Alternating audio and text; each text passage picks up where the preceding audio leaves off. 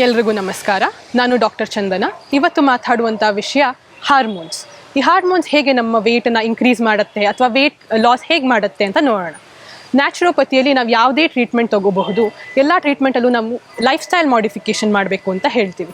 Life style modifications ಇರಬಹುದು, ಅಥವಾ ನಮ್ಮ ಡಯಟ್ ಕಂಟ್ರೋಲ್ ಇರಬಹುದು, ಅಥವಾ ನ್ಯಾಚುರೋಪತಿಯಲ್ಲಿ ಫಿಸಿಕಲ್ ಆ್ಯಕ್ಟಿವಿಟಿ ಇರಬಹುದು. ಎಲ್ಲ ಪ್ರಾಕ್ಟೀಸಸ್ಸು ನಮಗೆ ವೆಯ್ಟ್ ಲಾಸ್ಗೆ ಹೆಲ್ಪ್ ಮಾಡುತ್ತೆ ಅಂತ ಹೇಳ್ತೀವಿ. ಅದೇ ಎಷ್ಟೊಂದು ಜನ ಹೇಳ್ತಾರೆ, ನಾನು ವೆಯ್ಟ್ ಲಾಸ್ಗೆ ಎಷ್ಟೊಂದು ಮಾಡ್ತಿದ್ದೀನಿ ಮೇಡಮ್, ಅದು ನನಗೆ ವೆಯ್ಟ್ ಲಾಸ್ ಆಗ್ತಾನೇ ಇಲ್ಲ. ನಾನು ಫಿಸಿಕಲ್ ಆ್ಯಕ್ಟಿವಿಟಿನೂ ಮಾಡ್ತೀನಿ, ನಾನು ಡಯಟು ಕರೆಕ್ಟಾಗಿ ಫಾಲೋ ಮಾಡ್ತಿದ್ದೀನಿ, ನಾನು ಟೈಮಿಗೆ ನಿದ್ದೆ ಮಾಡ್ತಿದ್ದೀನಿ, ಸ್ಟ್ರೆಸ್ ಎಮೋಷನ್ಸ್ ಕಂಟ್ರೋಲಲ್ಲಿದೆ ನನಗೆ, ಬಟ್ ಆದರೂ ನನಗೆ ವೆಯ್ಟ್ ಲಾಸ್ ಆಗ್ತಿಲ್ಲ ಅಂತ ಹೇಳ್ತಾರೆ. ಆವಾಗ ನಾವು ನೋಡಬೇಕಾಗಿರುವಂಥದ್ದು, ದೇಹದಲ್ಲಿ ಹಾರ್ಮೋನ್ಸ್ ಹೇಗೆ ಸೆಕ್ರೀಟ್ ಆಗ್ತಿದೆ, ಎಷ್ಟು ಲೆವೆಲಿಗೆ ನಾರ್ಮಲ್ ಇದೆಯಾ ಅಥವಾ ಹೆಚ್ಚಾಗಿದೆಯಾ, ತುಂಬ ಜಾಸ್ತಿ ಅಥವಾ ತುಂಬ ಕಡಿಮೆ ಇದೆಯಾ ಅಂತ ನೋಡಬೇಕು. ಎಷ್ಟೊಂದ್ಸಲಿ ನಮ್ಮ ದೇಹದಲ್ಲಿ ತುಂಬ ಹಾರ್ಮೋನ್ಸ್ ಇಂಬ್ಯಾಲೆನ್ಸಲ್ಲಿರುತ್ತೆ. ಒಂದೇ ಹಾರ್ಮೋನ್ ಅಲ್ಲ, ಒಂದು ಗ್ರೂಪ್ ಆಫ್ ಹಾರ್ಮೋನ್ಸ್ ಹೆಚ್ಚಾಗಿರಬಹುದು, ಅಥವಾ ಒಂದು ಸಿಂಗಲ್ ಹಾರ್ಮೋನ್ ಜಾಸ್ತಿ ಅಥವಾ ತುಂಬ ಕಡಿಮೆ ಸೆಕ್ರೀಟ್ ಆಗ್ತಿರಬಹುದು, ಅಥವಾ ನಮ್ಮ ದೇಹ ಎಷ್ಟೊಂದ್ಸಲಿ ಆ ಕರೆಕ್ಟಾಗಿ ಸೆಕ್ರೀಟ್ ಆಗ್ತಿರೋ ಹಾರ್ಮೋನ್ಸ್ಗೆ ಕರೆಕ್ಟಾಗಿ ರಿಯಾಕ್ಟ್ ಆಗದೆ ಇರಬಹುದು. ಇನ್ಸುಲಿನ್ ರೆಸಿಸ್ಟಿವಿಟಿ ಆಗಿರಬಹುದು. ಇದೆಲ್ಲ ಏನು, ಇದನ್ನು ಹೇಗೆ ಕರೆಕ್ಟ್ ಮಾಡ್ಕೋಬೇಕು ಅಂತ ನೋಡೋಣ. ಫಸ್ಟ್ ಹಾರ್ಮೋನ್ ನಾವು ನೋಡೋದು ಇನ್ಸುಲಿನ್. ನಮ್ಮ ದೇಹದಲ್ಲಿ ಪ್ಯಾಂಕ್ರಿಯಾಸ್ ಅಂತ ಒಂದು ಗ್ಲ್ಯಾಂಡ್ ಇದೆ. ಈ ಗ್ಲ್ಯಾಂಡಿಂದ ಸೆಕ್ರೀಟ್ ಆಗುವಂಥ ಒಂದು ಮುಖ್ಯವಾಗಿರುವಂಥ ಹಾರ್ಮೋನ್ ಇನ್ಸುಲಿನ್. ಇನ್ಸುಲಿನ್ ಈಗ ನಮ್ಮ ದೇಹದಲ್ಲಿ ನಮ್ಮ ಬ್ಲಡ್ ಗ್ಲೂಕೋಸ್ ಲೆವೆಲ್ನ ಕಂಟ್ರೋಲ್ ಮಾಡುತ್ತೆ ಅಥವಾ ಮಾನಿಟರ್ ಮಾಡುತ್ತೆ. ನಮ್ಮ ದೇಹ ಎಷ್ಟು ಗ್ಲೂಕೋಸ್ ತಗೋಬೇಕು, ಎಷ್ಟು ಗ್ಲೂಕೋಸ್ ಅದು ಬ್ಲಡ್ಡಲ್ಲೇ ಇರಬೇಕು ಅಂತ ಮಾನಿಟರ್ ಮಾಡುವಂಥ ಒಂದು ಇಂಪಾರ್ಟೆಂಟ್ ಹಾರ್ಮೋನ್ ಈ ಇನ್ಸುಲಿನ್. ನಾವು ತಿಂದ ನಂತರ ನಮ್ಮ ದೇಹದಲ್ಲಿ ಶುಗರ್ ಸ್ಪೈಕ್ ಅಥವಾ ಗ್ಲೂಕೋಸ್ ಇನ್ಕ್ರೀಸ್ ಆಗುವಂಥದ್ದಾಗತ್ತೆ.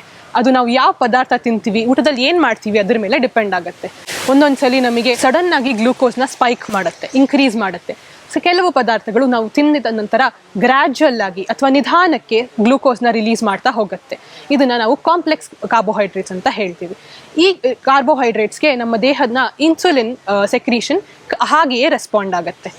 ಹೇಗಪ್ಪ ಅಂತ ನೋಡೋಣ. ನಾವೀಗ ಅಕಸ್ಮಾತ್ ವೈಟ್ ರೈಸ್ ತೊಗೊಂಡಿದ್ದೀವಿ, ಅಥವಾ ಏನಾದರೂ ಒಂದು ಸಡನ್ ಗ್ಲೈಸೆಮಿಕ್ ಇಂಡೆಕ್ಸ್ನ ಇನ್ಕ್ರೀಸ್ ಮಾಡುವಂತಹ ಪದಾರ್ಥ ತೊಗೊಂಡಿದ್ದೀವಿ ಅಂತ ಅಂದ್ಕೊಂಡ್ರೆ, ನಮ್ಮ ದೇಹ ಇಮಿಡಿಯೇಟಾಗಿ ಅದಕ್ಕೆ ಇನ್ಸುಲಿನ್ನ ಸೆಕ್ರೀಟ್ ಮಾಡಬೇಕಾಗತ್ತೆ. ರಕ್ತದಲ್ಲಿ ಒಮ್ಮೆಯೇ ಗ್ಲೂಕೋಸ್ ಲೆವೆಲ್ ಇನ್ಕ್ರೀಸ್ ಆಗ್ತಾ ಹೋಗುತ್ತೆ. ಈ ಇನ್ಕ್ರೀಸಿಗೆ ನಮ್ಮ ಪ್ಯಾಂಕ್ರಿಯಾಸ್ ಇನ್ಸುಲಿನ್ ಸೆಕ್ರೀಟ್ ಮಾಡ್ತಾ ಮಾಡ್ತಾ ಪ್ರತಿಯೊಂದು ಸೆಲ್ ಕೂಡ ಆ ಇನ್ಸುಲಿನ್ ಸಪೋರ್ಟಿಂದ ಆ ಗ್ಲೂಕೋಸ್ನ ಒಳಗೆ ತಗೊಳ್ಳುತ್ತೆ.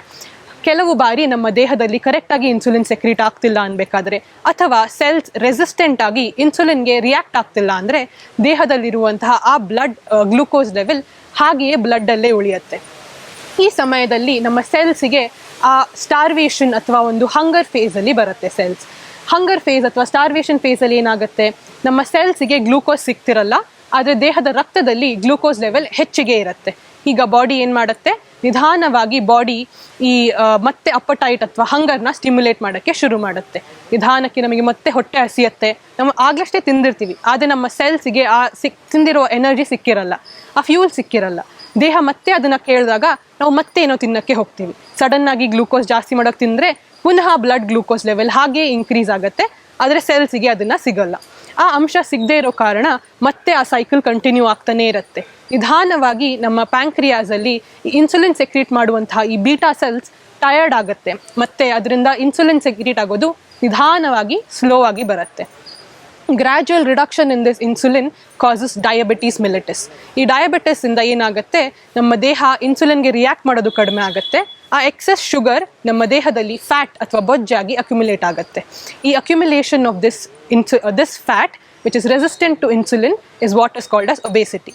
ನಮ್ಮ ದೇಹ ನಿಧಾನವಾಗಿ ಅಬ್ಡಾಮಿನಲ್ ಗರ್ತ್ ಜಾಸ್ತಿ ಆಗ್ತಾ ಹೋಗುತ್ತೆ, ನಮಗೆ ವೇಟ್ ಗೇನ್ ಆಗ್ತಾ ಇರುತ್ತೆ. ನಾವು ಎಷ್ಟೇ ಮಾಡಿದ್ರೂ ವೇಟ್ ಲಾಸ್ ಆಗೋಕ್ಕೆ ಆಗ್ತಿರಲ್ಲ. ಇದಕ್ಕೆ ಏನು ಮಾಡಬೇಕು, ನ್ಯಾಚುರಲ್ ಆಗಿ ಇದನ್ನು ಹೇಗೆ ಕೌಂಟರ್ ಮಾಡಬೇಕು ಅಂತ ನೋಡಿದ್ರೆ, ಇನ್ಸುಲಿನ್ ಸೆಕ್ರೀಟಿಂಗ್ ಡಯಟ್ ತಗೋಬಹುದು. ನಾವು ತಿನ್ನುವ ಡಯಟಲ್ಲಿ ಕಾಂಪ್ಲೆಕ್ಸ್ ಕಾರ್ಬೋಹೈಡ್ರೇಟ್ಸ್ನ ಜಾಸ್ತಿ ಮಾಡಿ, ಹಾಗೆಯೇ ಇನ್ಸ್ಟೆಂಟಾಗಿ ಗ್ಲೂಕೋಸ್ ರಿಲೀಸ್ ಮಾಡುವಂತಹ simple carbohydrates like white rice, white sugar, maida ಇದನ್ನೆಲ್ಲ ಕಡಿಮೆ ಮಾಡ್ಕೊಳ್ತಾ ಬರಬೇಕು. ಕಾಂಪ್ಲೆಕ್ಸ್ ಕಾರ್ಬೋಹೈಡ್ರೇಟ್ಸ್ ಅಂದರೆ ಯಾವುದು, ಹೋಲ್ ಗ್ರೈನ್ಸ್ ಆಗಿರಬಹುದು, ಅಥವಾ ನಿಧಾನವಾಗಿ ಶುಗರ್ ರಿಲೀಸ್ ಮಾಡುವಂಥ ಫ್ರೂಟ್ಸ್ ಆಗಿರಬಹುದು, ವೆಜಿಟೇಬಲ್ಸ್ ಆಗಿರಬಹುದು. ಇದನ್ನು ತಗೋತಾ ದೇಹ ಅದಕ್ಕೆ ಅಡಾಪ್ಟ್ ಆಗುತ್ತೆ. ಗ್ಲೂಕೋಸ್ ನಮ್ಮ ದೇಹದಲ್ಲಿ ಗ್ರ್ಯಾಜುವಲ್ ಆಗಿ ರಿಲೀಸ್ ಆಗುತ್ತೆ. ಅದಕ್ಕೆ ಎಷ್ಟು ಇನ್ಸುಲಿನ್ ಬೇಕೋ ಅಷ್ಟೇ ಇನ್ಸುಲಿನ್ ಪ್ಯಾಂಕ್ರಿಯಾಸ್ ಸೆಕ್ರೀಟ್ ಮಾಡೋದಕ್ಕೆ ಹೆಲ್ಪ್ ಆಗುತ್ತೆ. ಇದೆಲ್ಲ ಆಗ್ತಾ ಆಗ್ತಾ ಜೊತೆಗೆ ನಾವು ಫಿಸಿಕಲ್ ಆ್ಯಕ್ಟಿವಿಟಿ, ಅಬ್ಡಾಮಿನಲ್ ಗರ್ತ್ನ ಕಡಿಮೆ ಮಾಡ್ಕೋಬೇಕು. ಹೇಗೆ, ಯೋಗದಿಂದ ಆಗಿರಬಹುದು, ಅಥವಾ different kinds of physical activity ಆಗಿರಬಹುದು. ನ್ಯಾಚುರೋಪತಿ ಹೇಳೋ ಥರ ಅಟ್ಲೀಸ್ಟ್ 1 hour ಫಿಸಿಕಲ್ ಆಕ್ಟಿವಿಟಿ ತುಂಬ ಇಂಪಾರ್ಟೆಂಟ್ ಆಗುತ್ತೆ. ಬೇರೆ ತರಹ ಡಯೆಟಲ್ಲಿ ನಾವು ಬಿಟರ್ ಗಾರ್ಡ್ನ ಇನ್ಕ್ಲೂಡ್ ಮಾಡೋದಾಗಿರಲಿ, ಅಥವಾ ನಾವು ಇನ್ಸುಲಿನ್ ಸ್ಟೀವಿಯಾ ತೊಗೊಳೋದಾಗಿರಲಿ, ಶುಗರ್ನ ರಿಪ್ಲೇಸ್ ಮಾಡಿ ಈ ಥರ ಆಲ್ಟರ್ನೇಟಿವ್ಸ್ ಮಾಡ್ಕೊಳ್ತಾ ಹೋಗಬೇಕು. ಅದಕ್ಕೆ ಅಂತ ನಾನು ನಿನ್ನೆ ಶುಗರಿಂದ ಇವತ್ತು ಸ್ಟೀವಿಯಾಗಿ ಬಂದೆ, ನನಗೆ ಸಡನ್ನಾಗಿ ಇವಾಗ ಚೇಂಜಸ್ ಕಾಣ್ತಿಲ್ಲ ಅಂತ ಹೇಳೋದಲ್ಲ. ಗ್ರ್ಯಾಜುವಲ್ ಆಗಿ ಈ ಶುಗರ್ ಅನ್ನೋ ಕ್ವಾಂಟಿಟಿ ನಮ್ಮ ದೇಹದಲ್ಲಿ, ಈ ಸ್ವೀಟ್ನೆಸ್ ಅನ್ನೋ ಒಂದು ಕ್ವಾಂಟಿಟಿ ಕಡಿಮೆ ಮಾಡ್ಕೊಳ್ತಾ ಬರಬೇಕು. ಜೊತೆಗೇನಿದೆ, ಇನ್ಸುಲಿನ್ ಒಂದು ಹಾರ್ಮೋನ್. ನೆಕ್ಸ್ಟ್ ಹಾರ್ಮೋನ್ ಏನಪ್ಪ ಅಂತ ನೋಡಿದ್ರೆ ಕಾರ್ಟಿಸಾಲ್ ಅಂತ ಒಂದು ಹಾರ್ಮೋನ್ ಇದೆ. ಕಾರ್ಟಿಸಾಲ್ ನಮ್ಮ ದೇಹದಲ್ಲಿ ಕಿಡ್ನಿ ಮೇಲಿರುವಂಥ ಒಂದು ಅಡ್ರಿನಲ್ ಗ್ಲ್ಯಾಂಡಿಂದ ಸೆಕ್ರೀಟ್ ಆಗುತ್ತೆ. ಇದು ನಮ್ಮ ದೇಹ ಸ್ಟ್ರೆಸ್ಸಿಗೆ ರೆಸ್ಪಾಂಡ್ ಮಾಡೋಕ್ಕೆ ಒಂದು ತುಂಬ ಇಂಪಾರ್ಟೆಂಟ್ ಹಾರ್ಮೋನ್. ನಾವು ಕಾರ್ಟಿಸಾಲ್ ಇಲ್ಲದೆ ಇದ್ದರೆ ನಮಗೆ ಸ್ಟ್ರೆಸ್ ಇರಬೇಕಾದ್ರೆ ಅಥವಾ ನಾವು ಯಾವುದಾದ್ರೂ ಒಂದು ಡೇಂಜರ್ ಸಿಚುವೇಶನಲ್ಲಿ ಇರಬೇಕಾದ್ರೆ ನಮ್ಮ ದೇಹಕ್ಕೆ ಹೇಗೆ ರಿಯಾಕ್ಟ್ ಮಾಡಬೇಕು ಅಂತ ಗೊತ್ತಾಗಲ್ಲ. ಆದರೆ ಇದೇ ಕಾರ್ಟಿಸಾಲ್ ಹೆಚ್ಚಾಗ್ತಾ ಹೋಗ್ತಿದ್ರೆ ನಮ್ಮ ದೇಹದಲ್ಲಿ ಸ್ಟ್ರೆಸ್ ರೆಸ್ಪಾನ್ಸ್ ಜಾಸ್ತಿ ಆಗುತ್ತೆ, ನಮ್ಮ ಡೈಜೆಷನ್ ಕಡಿಮೆ ಆಗುತ್ತೆ. ಸ್ಟ್ರೆಸ್ ಆಗ್ತಾ ಆಗ್ತಾ ನಮ್ಮ ರೆಸ್ಟ್ ಆ್ಯಂಡ್ ಡೈಜೆಸ್ಟ್ ಕಡಿಮೆ ಆಗ್ತಾ ಆಗ್ತಾ ನಾವು ಜಾಸ್ತಿ ಫಿಯರ್ ಕಡೆ ಹೋಗ್ತೀವಿ, ನಾವು ಜಾಸ್ತಿ ಫೈಟ್ ಆ್ಯಂಡ್ ಫ್ಲೈಟ್ ಮೋಡಲ್ ಇರ್ತೀವಿ. ಡೈಜೆಸ್ಟ್ ಆ್ಯಂಡ್ ಅಸಿಮಿಲೇಟ್ ಕಡಿಮೆ ಆಗುತ್ತೆ, ನಮ್ಮ ಪಾಚನ ಶಕ್ತಿ ಕಡಿಮೆ ಆಗ್ತಾ ಆಗ್ತಾ ನಾವು ತಿನ್ನುವ ಎಲ್ಲ ಪದಾರ್ಥ ಹಾಗೆಯೇ ಬೊಜ್ಜಾಗಿ ಉಳ್ಕೊಳ್ಳುತ್ತೆ. ಇದು ನಮಗೆ ಒಬೆಸಿಟಿಗೆ ಕಾರಣ ಆಗುತ್ತೆ. ಸೊ ನಮಗೆ ಕಾರ್ಟಿಸಾಲ್ ಮತ್ತು ಸ್ಟ್ರೆಸ್ ಇಂದ ನಮಗೆ ಹೇಗೆ ಒಬೆಸಿಟಿ ಆಗುತ್ತೆ ಅಂತ ನೋಡಿದ್ವಿ. ಇದಕ್ಕೆ ಏನು ಮಾಡ್ಬೋದು ನಾವು? ಸಿಂಪಲ್, ಸ್ಟ್ರೆಸ್ಸಿಗೆ ತುಂಬ ಇಂಪಾರ್ಟೆಂಟ್, ತುಂಬ ಬೆಸ್ಟ್ ಪ್ರಾಕ್ಟೀಸ್ ಯೋಗ ಮತ್ತು ನ್ಯಾಚುರೋಪತಿಕ್ ಟೆಕ್ನಿಕ್ಸ್.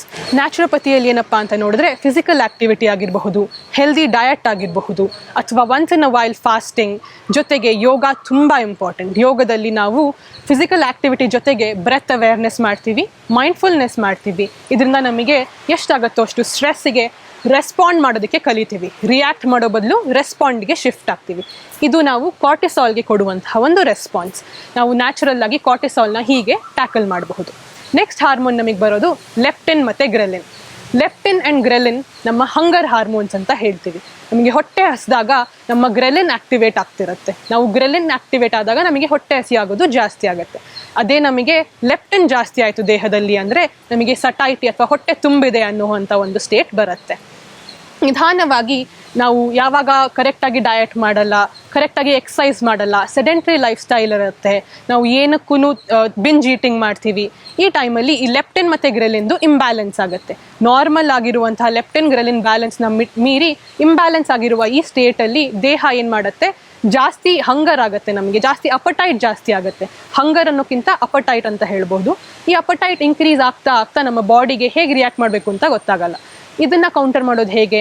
ನಾವು ಟೈಮ್ಲಿ ಮೀಲ್ಸ್ ತೊಗೋಬೇಕು. ಯಾವ ಟೈಮಿಗೆ ತಿಂತೀವೋ ದಿನ ಆ ಟೈಮ್ಗೆ ತೊಗೊಳಕ್ಕೆ ಟ್ರೈ ಮಾಡಬೇಕು. ಲೇಟ್ ನೈಟ್ ಫುಡ್ಸ್ ಅಥವಾ ಮಿಡ್ ನೈಟ್ ಸ್ನ್ಯಾಕಿಂಗ್ನ ಅವಾಯ್ಡ್ ಮಾಡಬೇಕು. ಎಷ್ಟಾಗತ್ತೋ ಅಷ್ಟು ಸ್ಲೀಪನ್ನು ನೋಡ್ಕೋಬೇಕು. ನಾವು ಮೊದಲೇ ನೋಡಿದ ಹಾಗೆ ನಿದ್ದೆ ಕರೆಕ್ಟ್ ಆಗಿದ್ದರೆ ನಮ್ಮ ಲೆಪ್ಟಿನ್ ಗ್ರೆಲಿನ್ ಬ್ಯಾಲೆನ್ಸ್ ಕೂಡ ಹಾಗೇ ಕರೆಕ್ಟ್ ಆಗಿರುತ್ತೆ, ನಮ್ಮ ಸರ್ಕೇಡಿಯನ್ ರಿದಮ್ ಕೂಡ ಕರೆಕ್ಟ್ ಆಗಿರುತ್ತೆ. ಜೊತೆಗೆ ಇನ್ನೇನು ಮಾಡಬಹುದು? Mindful eating. ನಾವು ತಿನ್ನಬೇಕಾದ್ರೆ ಫೋನ್ ಅಥವಾ ಟಿ ವಿ ನೋಡದೆ ನಾವು ಏನು ತಿಂತೀವಿ ಅದನ್ನು ಗಮನಿಸ್ಕೊಂಡು ಒಂದು ರೇನ್ಬೋ ಪ್ಲೇಟ್ ಥರ ಮಾಡಿಕೊಂಡು ಅದನ್ನೇ ನೋಡ್ಕೊಳ್ತಾ ತಿನ್ನೋದು. Enjoy your food while eating ಮಾಡ್ಕೊಳ್ತಾ ಇದ್ದರೆ ನಮ್ಮ ಲೆಪ್ಟಿನ್ ಗ್ರೆಲಿನ್ ಬ್ಯಾಲೆನ್ಸ್ ಕೂಡ ಹಾಗೆಯೇ ನಾರ್ಮಲೈಸ್ ಆಗುತ್ತೆ. ಕೊನೆಯದಾಗಿ ತುಂಬ ಇಂಪಾರ್ಟೆಂಟ್ ಆಗಿರುವಂಥ ಹಾರ್ಮೋನ್ ಥೈರಾಯ್ಡ್ ಹಾರ್ಮೋನ್. ಇದು ದೇಹದಲ್ಲಿ ಮಾಸ್ಟರ್ ಹಾರ್ಮೋನ್ ಅಂತ ಕೂಡ ಕರಿಬಹುದು. ಎಲ್ಲ ದೇಹದಲ್ಲಿರುವಂಥ ಎಲ್ಲ ಮೆಟಬಾಲಿಸಮ್ಗೂ thyroid hormone is one of the main hormones. ಈ ಮೇಜರ್ ಥೈರಾಯ್ಡ್ ಹಾರ್ಮೋನ್ ಇನ್ಕ್ರೀಸ್ ಆಯಿತು ಅಂತ ಹೇಳಿದ್ರೆ, ಈ T3 T4 ಲೆವೆಲ್ಸ್ ಇನ್ಕ್ರೀಸ್ ಆಯಿತು ಅಂತ ಹೇಳಿದ್ರೆ ನಮಗೆ ವೆಯ್ಟ್ ಲಾಸ್ ಆಗುತ್ತೆ. ಹೆಲ್ದಿ ವೆಯ್ಟ್ ಲಾಸ್ ಅಲ್ಲ, ನಮಗೆ ದೇಹ ಅನ್ನೆಸರಿಯಾಗಿ ವೆಯ್ಟ್ ಲಾಸ್ ಆಗ್ತಾ ಹೋಗುತ್ತೆ. ನಾವು ಎಷ್ಟೇ ತಿಂದ್ರೂ ನಮಗೆ ವೆಯ್ಟ್ ಗೇನ್ ಮಾಡ್ಕೊಳಕ್ಕಾಗಲ್ಲ, ಅಂಡರ್ ವೆಯ್ಟ್ ಆಗ್ತಾ ಹೋಗ್ತಾರೆ. ಅದೇ ನಮಗೇನಾದರೂ ಅಕಸ್ಮಾತ್ T3 T4 ಕಡಿಮೆ ಆಯಿತು, ಹೈಪೋಥೈರಾಯ್ಡಿಸಮ್ ಆಯಿತು ಅಂದರೆ ತುಂಬ ಕಷ್ಟಪಟ್ಟರು ನಮಗೆ ವೆಯ್ಟ್ ಲಾಸ್ ಮಾಡ್ಕೊಳ್ಳೋಕ್ಕೆ ಕಷ್ಟ ಆಗುತ್ತೆ.